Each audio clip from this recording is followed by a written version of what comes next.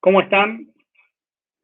Bueno, ahí hemos podido resolver los problemas técnicos, así que retomamos la charla. Como les decía, vamos a estar hablando sobre cómo internacionalizar y escalar un emprendimiento en Latinoamérica.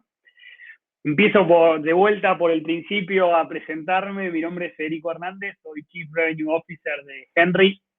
Estudié economía en la Universidad de San Andrés, acá en Buenos Aires. Finalizar la carrera, fundé mi primer startup en educación. Había fundado durante la carrera una ONG en educación también, que ese primer emprendimiento fue Blended. Es una plataforma de comunicación para colegios y familias. La fundamos con un amigo en 2014. Hoy la compañía opera en más de 13 países de América Latina.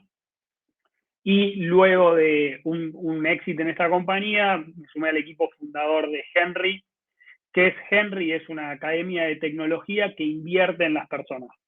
Identificamos personas con alto potencial y con la voluntad de transformar su vida, los formamos en una carrera tech sin costo inicial, 100% online y en vivo, y una vez que consiguen el empleo, empiezan a repagar esa educación con un porcentaje de su salario. Si no se consigue ese empleo, no tienen ninguna deuda con nosotros. Con Henry formamos parte de Y Combinator, fuimos invertidos por ellos, hicimos también Startup School, así que eso es un poco de mi background. Esto es un poco lo que hablábamos recién respecto a qué es lo que hacemos en Henry. Invertimos en las personas, es un programa corto de 4 meses y estamos atacando un problema fundamental para la región, ¿no? Piensen que en América Latina el 2020 se abrieron 1 millón de puestos de trabajo para carreras afines a tecnología y solamente se graduaron 100.000 personas en toda la región, desde México hasta Argentina. Es decir, es muy importante y es una gran oportunidad que tenemos como región de poder dar ese salto como región a una región emergente y poder exportar talento, y para eso tenemos que formarlo rápido y que sea de calidad. Por lo cual no solo estamos dando esa educación, sino que también hacemos el modelo educativo, porque el modelo de acuerdo de ingresos compartidos, porque sabemos que América Latina tiene 8 de los 10 países más desiguales del mundo. Pero vamos a los temas de la charla. La primera pregunta, y me parece la más importante, es ¿por qué internacionalizar? ¿No? Yo acá encuentro obviamente una primera definición que es básicamente growth y cómo podemos crecer. Hay varias maneras de crecer, lo voy a generalizar en 2 grandes categorías, que es, el primero es ampliar el ARPU, el Annual Revenue Per User, y el segunda opción es, con los mismos modelos de negocio que uno tiene validado, ampliar el tamaño de mercado en el cual nosotros estamos vendiendo o proveyendo nuestra solución, ¿sí? ¿Cómo ampliamos la primera parte? Bueno, desarrollando, como decíamos recién, nuevas unidades de negocio. Cuando vemos que una fintech, que es una wallet, empieza a dar préstamos, una fintech empieza a ofrecer la posibilidad de invertir a través de su herramienta. Eso quiere decir que estamos a los mismos usuarios que hoy tenemos cautivos, aumentando el ingreso que nos llega a nosotros como compañía. La otra alternativa es, sin desarrollar nuevas unidades de negocios, ampliar el mercado al cual estamos ofreciendo, y es ahí donde se enfoca principalmente el tema de la internacionalización.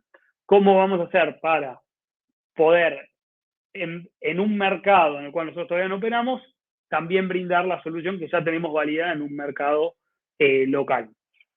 ¿Sí?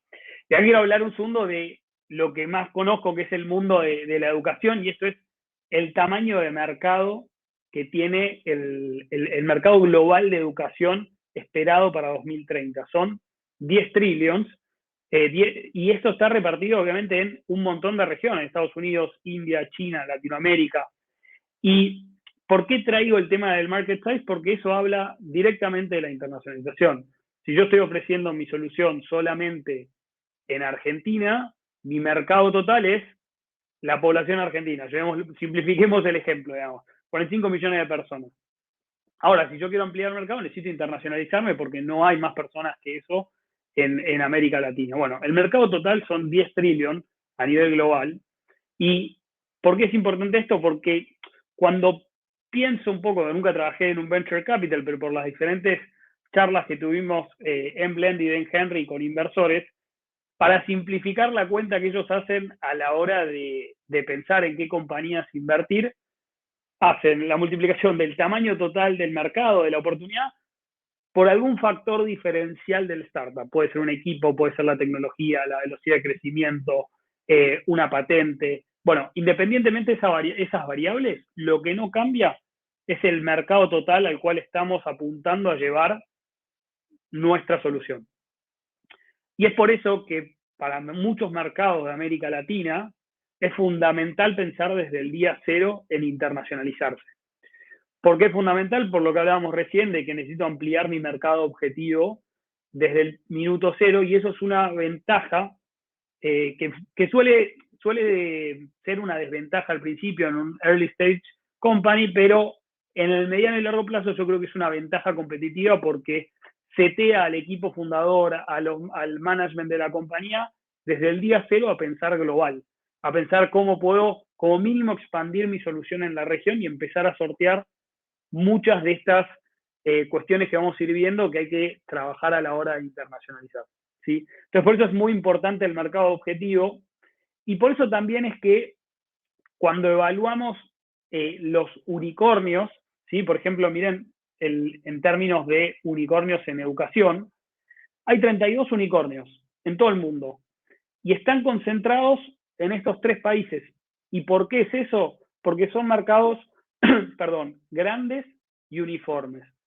¿Qué quiere decir un mercado grande? Bueno, es el tamaño, por ejemplo, de población de ese país, pero a su vez que sea uniforme implica que al estar, por ejemplo, dentro de Estados Unidos, de China o de India, comparten regulaciones, comparten moneda, en muchos casos comparten cultura, otras son microculturas que se pueden ser internas, pero hay una cultura homogénea. Entonces, el hecho de comenzar tu startup en un mercado grande y uniforme, como son estos 3 grandes mercados que vemos, y el motivo por el cual todos los unicornios de educación se concentran en estos 3 mercados, es esa ventaja de no tener que pensar en internacionalizar para poder ser una gran compañía. Bueno, a nosotros nos pasa todo lo contrario en muchos de los países, si sacamos Brasil y probablemente también México en lo que es América Latina. De vuelta, es una desventaja pensando en estos primeros estadios como compañía. Yo creo que a nivel mindset y estructura organizacional puede ser una ventaja competitiva en el largo plazo porque uno está pensando desde el día cero cómo internacional, cómo construir equipos, cómo aprender de otras culturas, cómo adaptar mi producto, cómo hablar con usuarios. Entonces, fíjense cómo el hecho de estar en un mercado grande y uniforme genera esa ventaja a los emprendimientos que surgen en estos mercados. Ahora nosotros tenemos que pensar en cómo vamos a suplir ese mercado más chico y eso es a través de la internacionalización. ¿Sí? Ahora, ¿por qué queremos internacionalizar además del growth? Y acá voy a contar, digamos, 5 grandes puntos, pero la idea es que podamos profundizar un poco más en cada uno. Validar la oportunidad es un poco lo que hablábamos recién. Para que la compañía sea una gran compañía, vamos a necesitar tener un tamaño grande y quizás algo que funcionó muy bien en nuestro caso en Argentina no funciona de igual manera en México, en Perú o en Colombia. Por lo cual necesitamos internacionalizar al menos en un estadio inicial para validar que nuestra solución también está resolviendo un problema de esos otros países. ¿Sí? Segundo punto por el cual queremos internacionalizar al tener mercados chicos en las regiones, para reducir la exposición a fenómenos locales, es decir, de un país. Ahí siempre me gusta contar el caso cuando estábamos con Blended levantando nuestra serie A, de un día en realidad de un día para otro, Argentina devaluó la moneda prácticamente un 50% y en ese mes creo que la devaluación total llegó a ser de un 100%. Y eso automáticamente hizo que nuestro revenue en dólares caiga un 50% de un mes para otro, en pleno proceso de fundraising. Entonces, el revenue que nosotros estábamos hablando con los inversores, las valuations que estábamos negociando con inversores, obviamente se vieron afectadas y nos llevaron a tener que encarar todas estas conversaciones de vuelta, que por suerte pudimos sostener la relación y entendieron que en un estadio tan inicial no importa solo el revenue, sino el equipo, la velocidad de ejecución, la velocidad de crecimiento con la que veníamos.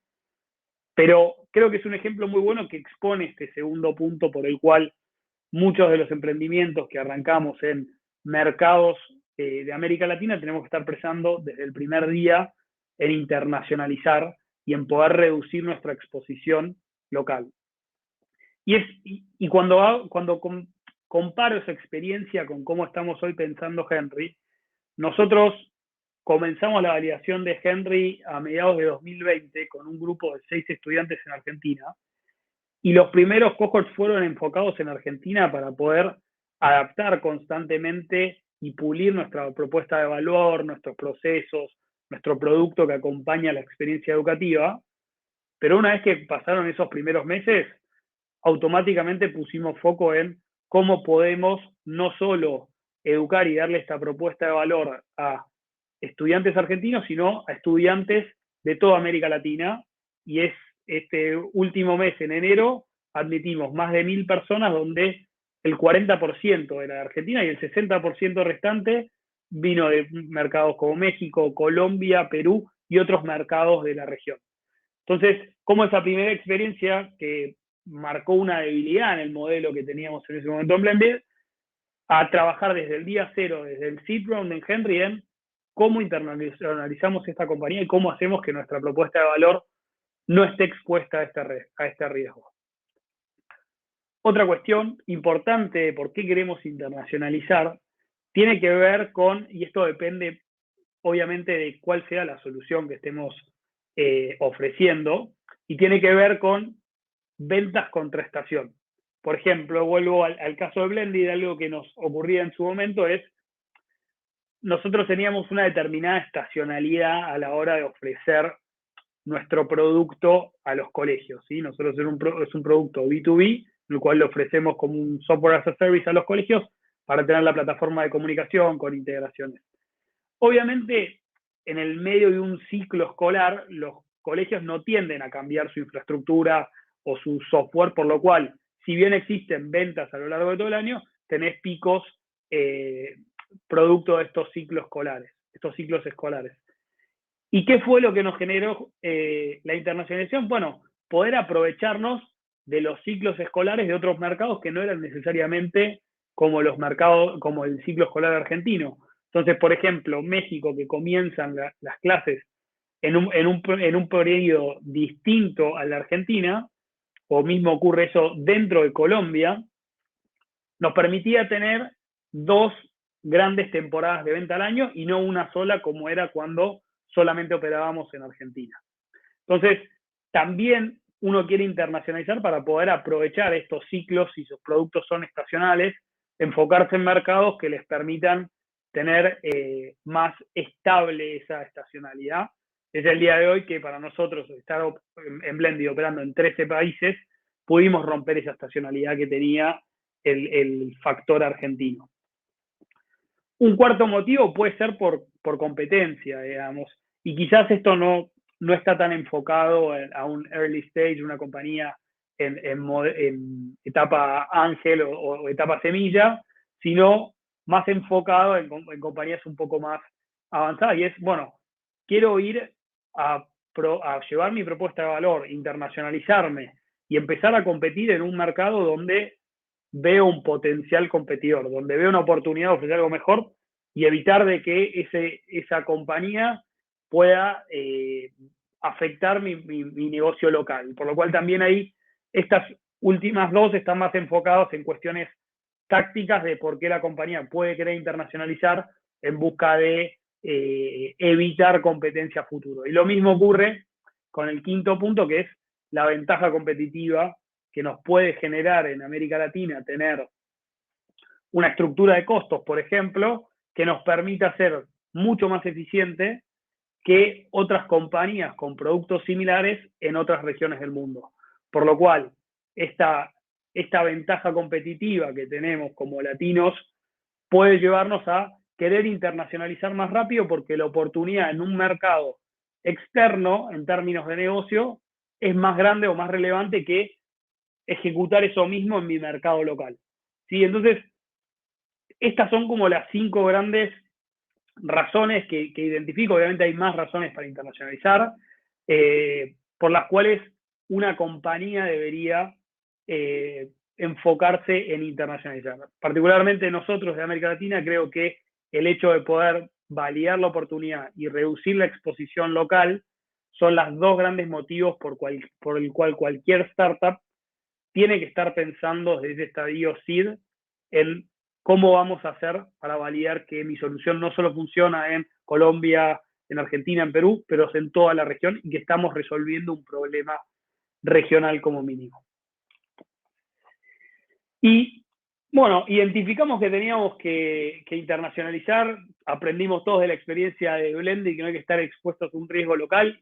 Desde el día cero empezamos a estructurar el equipo pensando en esta expansión regional, y ahora nos toca preguntarnos, bueno, ¿qué tengo que mirar para internacionalizar? ¿Qué cosas pueden cambiar desde ese estadio inicial de validar la idea en mi mercado local cuando eso lo quiera llevar a nuevos mercados en la región o fuera de la región?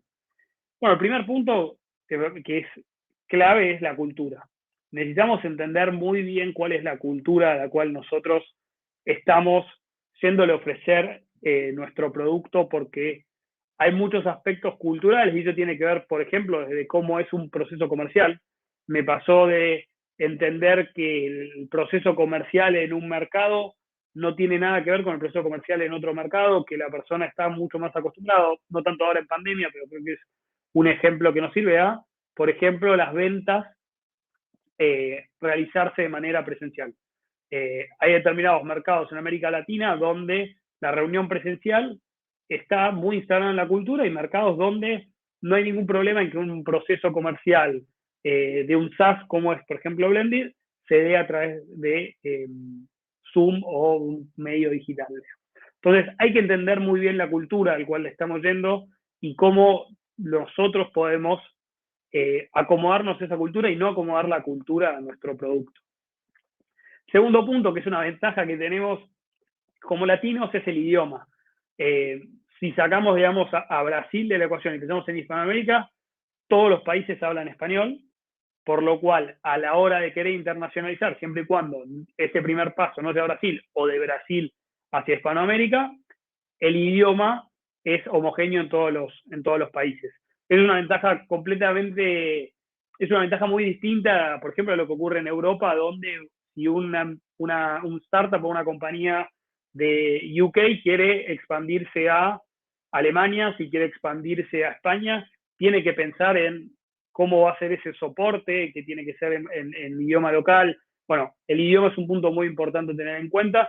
Si nos expandimos dentro de Hispanoamérica no hay problema. Bueno, a la hora de querer expandirnos a mercados con idiomas distintos, tenemos que empezar a pensar no solo en cómo va a ser el proceso comercial, sino también cómo van a ser todos esos materiales que acompañan a la compañía, cómo va a ser el customer support, cómo van a ser las interacciones entre los propios miembros del equipo, porque probablemente nos toque contratar a alguien en otro país que quizás no habla nuestro propio idioma y tenga que cambiar la cultura interna en, por ejemplo, cómo hacemos un comunicado en un canal de Slack y tiene que ir en inglés o en los idiomas que hablen ambos países.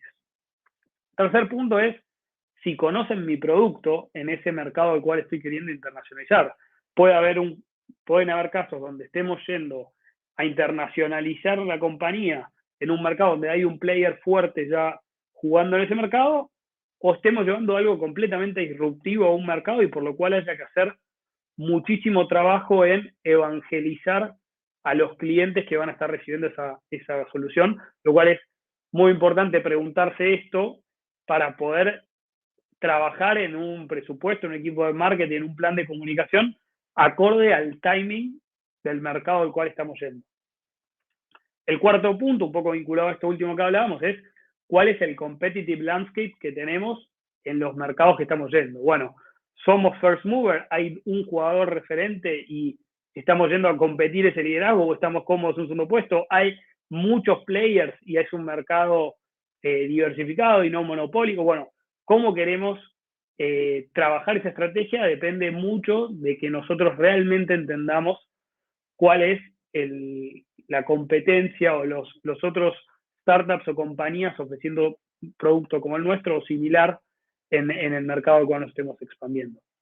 El tercer punto tiene que ver con los aspectos legales y de medios de pago en cada uno de esos mercados. Podemos tener una muy buena solución que incluso está resolviendo un problema en ese mercado, donde hay product market fit, pero que no tengamos la infraestructura en términos legales o de medios de pago para cobrar para poder proveer esa solución. Y en mi experiencia, tanto en Blended como en Henry, hoy en Henry, como les decía, estamos operando en 12 países de Hispanoamérica y 13 en Blended, hay culturas muy distintas en términos de medios de pago en todos los países y en algunos países están acostumbrados a pagar incluso servicios de software en efectivo. Hay mercados donde la tarjeta de crédito está muy instalada, mercados donde hay un ticket, digamos, un link de pago. Digamos, hay muchísimas transferencias bancarias, medios y culturas distintas respecto a los medios de pago que hay que tener en cuenta porque, de vuelta, en esa primera experiencia de internacionalizar Blended, habíamos crecido muchísimo en términos de cantidad de clientes, de cantidad de colegios, y nos estaba costando la cobranza porque habíamos querido hacer la cobranza de nuestro producto de la misma manera en la cual lo hacíamos en Argentina, y hay una cultura muy distinta en los mercados en los cuales nosotros nos habíamos expandido primero, por lo cual tuvimos que aprender sobre esa cultura. Por suerte, desde ese entonces hasta hoy se desarrollaron un montón de soluciones en la región, como puede ser Ebanks y Local, que nos permiten trabajar esa cobranza con medios locales sin tener una estructura legal en ese país, pero es un punto muy importante a tener en cuenta a la hora de expandirnos. El sexto punto es la propia infraestructura de cada uno de estos países. Sí, a mí acá siempre me gusta contar el ejemplo de Facebook. Digo, me salgo de los startups de la región cuando empieza a internacionalizarse, o en realidad a tener expansión orgánica a nivel mundial Facebook. Notaron, digamos, el Chief Revenue Officer de Facebook en ese momento notó que no había un nivel de engagement en Latinoamérica tan alto como en otras regiones del mundo y por ende iban con, digamos, muchas de las hipótesis que ellos habían planteado habían fallado, muchos de los objetivos que se habían puesto habían fallado y identificaron que tenía que ver con la infraestructura que nosotros como región teníamos en ese momento respecto a la telefonía celular. Digamos, hay en América Latina mucho existe el concepto de tener datos de tu celular y consumir determinados megas para ver Instagram, Facebook, WhatsApp, y en un momento se terminan los datos y no podemos acceder más a nuestras redes sociales, por ejemplo. En Estados Unidos este concepto no existe, o si existe es muy chico, por lo cual nunca habían tenido en cuenta este factor de infraestructura de telecomunicaciones. No digo que tengamos que llegar a esa profundidad de análisis, pero me gusta poner el ejemplo de Facebook para ver que hasta incluso a las grandes compañías del mundo les, les, les costó esa expansión internacionalizar por aspectos de infraestructura. En este caso, el tema de los datos en los teléfonos, que era el medio más utilizado de Facebook en ese momento, la app, y no podíamos consumir en América Latina vía app porque no teníamos datos de celular. Entonces el engagement era muy distinto. Obviamente es un software, si es una empresa de logística, entender la infraestructura en términos de puerto, de ruta, pero bueno, cada compañía entenderá en estos siete aspectos cómo y en cuáles le son más relevantes en función de su estadio y de su mercado y de su producto, ¿no? Y el último es el tema de los horarios. ¿Cuál es el uso horario en el cual están mis clientes? ¿En cuál están mis power users? Para poder trabajar todo lo que hablábamos antes en términos de customer success, de equipos comerciales, si es de equipos comerciales en términos de personas o si es más a través de campañas de marketing. Bueno, pensar el uso horario en el cual me estoy queriendo expandir para poder ajustar la solución y nuestra propuesta de valor a ese mercado. Ahí un ejemplo muy claro es lo que hacemos nosotros desde Henry. Digamos, tenemos, por ejemplo, nuestra carrera de full stack con un horario para lo que es Argentina, Uruguay, Paraguay, y otro horario completamente distinto para lo que son los mercados más del Pacífico que nosotros, Chile, Perú, Colombia. Entonces, cómo adaptás tu solución a los horarios y el uso horario en el cual se encuentra el mercado en el cual queremos expandirnos, ¿sí? Porque probablemente si nosotros sacáramos todos los cursos o las carreras solamente en un horario argentino, bueno, nos costaría un montón poder crecer en mercados donde ese horario no es el ideal, ¿sí? Entonces, ¿qué es lo que tengo que mirar en ese primer approach que para mí, y ahora lo vamos a ver, es el business case a armar a la hora de querer internacionalizar?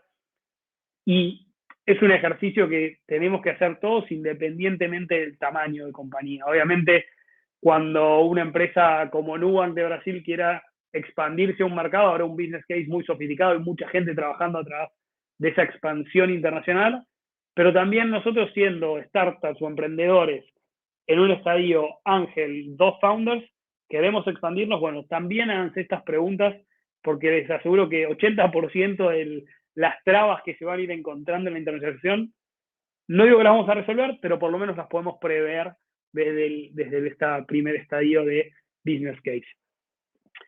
¿Y por qué digo primer estadio de business case? Es porque a mí me gusta pensar la internacionalización y la llegada de un producto, una compañía, un mercado en 4 grandes etapas. La primera etapa es esto que hablábamos recién del business case. Bueno, ¿qué preguntas, qué supuestos, qué tengo que hacer y qué tengo que pensar para poder hacer un soft landing en Colombia, desde Argentina? ¿Cómo puedo desde Colombia expandirme a México? Bueno, armar un primer caso de un business case sobre cómo va a ser la llegada de ese mercado me parece fundamental. Armar un presupuesto de cuánto estamos dispuestos a invertir en esa internacionalización, poner métricas, cuáles van a ser las métricas con las cuales nosotros vamos a decir, bueno, la internacionalización fue un éxito, estuvo bien, pero hay cosas por mejorar, o definitivamente esto no funcionó, tenemos que pivotear y empezar a ver cómo ajustamos, si es otro mercado, si hay que ajustar el producto para ese mercado. Entonces, en ese primer estadio donde en el business case nos tenemos que hacer estas 7 preguntas que hablábamos recién, armar un presupuesto y armar métricas que vayan a definir si esto fue o no un éxito o si salió como esperábamos en el estadio cero. Digamos, no plantear métricas a partir de los resultados, sino desde el día cero decir, bueno, queremos obtener tanta cantidad de usuarios en este tiempo, este revenue, queremos una construcción de redes sociales en determinado mercado para generar awareness de la marca. Bueno, definir esas métricas, definir un presupuesto que esté alineado con esas métricas y ahí sí poder pasar a la segunda etapa, que es una etapa de validación. Hoy, por suerte, es muchísimo más barato que en otras épocas de la historia empezar una compañía, validar una idea de negocio, y cuando digo barato es en comparación a esas otras etapas, ¿no? Pero hoy podemos construir una landing en muchísimas herramientas no-code que nos ofrecen esto, correr una campaña de paid media y empezar a medir demanda en determinados mercados sin pisar nunca ese país, sin tener un equipo local, sin tener una estructura legal en ese país y simplemente empezar a validar cuál es el product market fit que tiene mi solución. Obviamente eso no lo vamos a ver hasta que esté funcionando realmente, pero al menos podemos empezar a medir la demanda. Estando en la oficina en Buenos Aires, poder medir el DF, desde el DF poder ver si es viable una solución en Bogotá y empezar a correr estas campañas, waiting list, determinadas distintas estrategias que se pueden hacer para validar la demanda en estos mercados, ¿sí? Y que es importante también en este estadio de validación, hablar con usuarios y volver a hablar con usuarios. Nadie conoce el mercado del cual se están expandiendo mejor que las personas que están en ese mercado. Nadie conoce mejor la competencia en ese mercado que la gente que ya está usando ese producto. Entonces, necesitamos enamorarnos del problema que estamos queriendo solucionar y no de la solución o el producto que construimos. Porque en el momento que nos enamoramos del producto que tenemos, vamos a intentar encajar ese producto y no vamos a estar tan abiertos a ajustarlo, a hacerle cambios o incluso a cambiar y hacer un pivot porque nos damos cuenta que esa solución en realidad no era la mejor para el problema que habíamos identificado. Y la única manera de hacer eso es hablando constantemente con los usuarios. Constantemente con los usuarios. Por ejemplo, nosotros en Henry tenemos una dinámica interna donde todos los founders y el management team, por llamar de una manera, tiene que hablar con al menos 5 estudiantes, 5 personas que aplicaron y 5 graduados de nuestro programa una vez al mes. Y entre todos recolectamos ese feedback y lo vamos volcando en planillas, en spreadsheet, para ver cómo podemos ir constantemente ajustando nuestra propuesta de valor. Y no hay nadie que tenga la vara mágica, digamos. No hay un emprendedor que va a decir, bueno, lo que hay que hacer es esto, esto, esto, y pueda listar perfectamente todos los pasos a cómo convertirse en un unicornio, cómo convertirse en una compañía exitosa en la internacionalización en América Latina. Los únicos que te van a decir qué es lo que tenés que hacer para tener éxito son los usuarios, y es estar enamorados del problema y no de la solución que estamos llevando a ese mercado. Alineado con el business case, para esta etapa de validación vamos a haber definido determinadas métricas y determinados hitos que queremos cumplir para dar por finalizada esa etapa, y una vez finalizada esa etapa poder pasar a una etapa más de consolidación en ese mercado. Y de vuelta, ¿qué implica validación? ¿Qué implica consolidación? ¿Qué implica growth? Depende de su solución, depende de la industria en la que estén. Probablemente EdTech, a mí me gusta verlo como una carrera de resistencia y no una carrera de velocidad, y quizás FinTech es más una carrera de velocidad que de resistencia. Entonces, ¿cuáles son los hitos y las success metrics que ustedes definan? Van a depender mucho de su negocio, pero no les puedo decir, bueno, alcancen determinada cantidad de volumen de usuarios de revenue para pasar a otra etapa. Eso es una definición muy interna de cada compañía, pero una vez que cumplen esos hitos en validación, pasan a esa etapa de consolidación, donde, de vuelta, dependiendo del producto, dependiendo de su solución, tengan que quizás armar una estructura ya local en ese mercado, donde tengan que pensar en armar y construir un equipo local en cada uno de los países que se estén expandiendo. Eso depende, y la pandemia realmente cambió mucho por todo el remote work, y que incluso muchos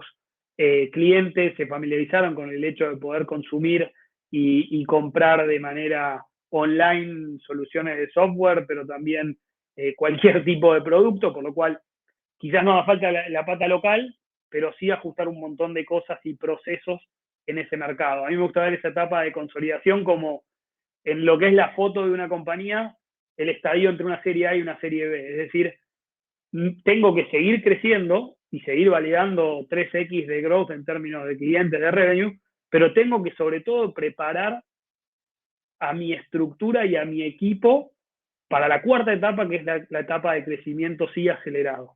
Entonces eso implica a veces, de vuelta, contratar a las personas correctas con el seniority para ese stage de compañía, hacer los ajustes de producto que se tengan que hacer, definir bien los procesos y empezar a pensar, bueno, si voy a tener tanto volumen, este proceso ya no funciona, y empezar a ajustar esos procesos para cuando me tenga que enfocar en la etapa 4, el foco número 1 sea el growth y no estar resolviendo problemas o parcheando muchas veces algunas deudas organizacionales, deuda tecnológica, deuda de producto, o cualquier deuda que hayamos contraído en las 3 etapas anteriores. Entonces, la tercera etapa es esa etapa donde seguimos mostrando crecimiento, seguimos mostrando ese product market fit que encontramos en la etapa de validación, pero sobre todo donde empezamos a darle los cimientos a nuestra compañía en ese mercado, por ejemplo, para la cuarta etapa de crecimiento.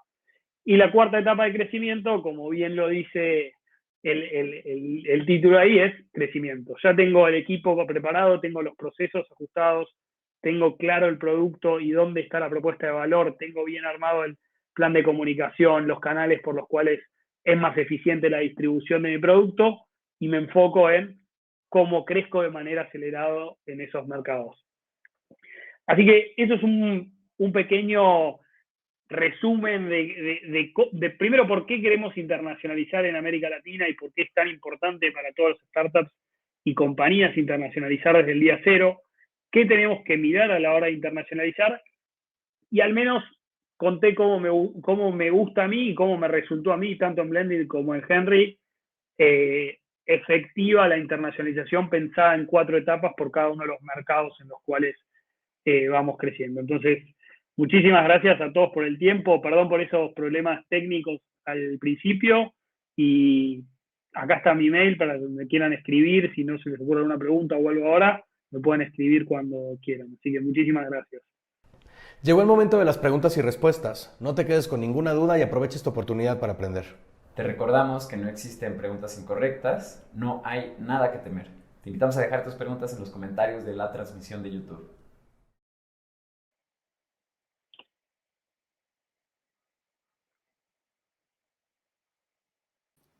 Hola Federico, lo logramos después de las fallas técnicas, como bien mencionabas. Lo logramos, sí, sí, sí, así es. Oye, muchísimas gracias por la presentación que hiciste, es de muchísimo valor, creo que justo son muchísimas las startups que pues bien arrancan en un país, pero ante pues la escalabilidad que permite lo digital, pues el siguiente paso lógico es expandirse a otro territorio. Entonces creo que esto le va a servir mucho a toda la gente que está conectada, que de igual manera vamos a ver si hay alguna pregunta, porque hasta ahorita no han puesto ninguna, pero pues aprovecho de momento para, a nombre del equipo de Acueducto y de LATAM Startup y el pequeño equipo que dedicamos para crear esta conferencia, pues tu participación y el haber venido a aportar a este espacio y a esta comunidad. No, muchas gracias a ustedes, creo que es un espacio fundamental para la región. Creo que lo que se empieza a ver hoy en muchos de los países tiene que ver con este efecto multiplicador que generan los unicornios y las experiencias del management de las personas que pasaron por estas compañías en seguir construyendo más valor y poder llevar ese know-how que obtuvieron en Mercado Libre, en Rappi, en Kavak, bueno, cómo lo traslado a un nuevo startup y seguir construyendo valor en una región que realmente lo necesita. Así que me parece que está buenísimo el espacio y gracias a ustedes. Buenísimo. Bueno, pues Federico, me parece que no tenemos preguntas, entonces te dejo libre para que sigas con tu día. Y pues nada, nuevamente muchísimas gracias y la mejor de las suertes para lo que viene para ti, para tu equipo y para todo Henry en general. Bueno, muchísimas gracias a ustedes de vuelta. Cualquier Chao, cosa me pueden escribir. que estés muy bien.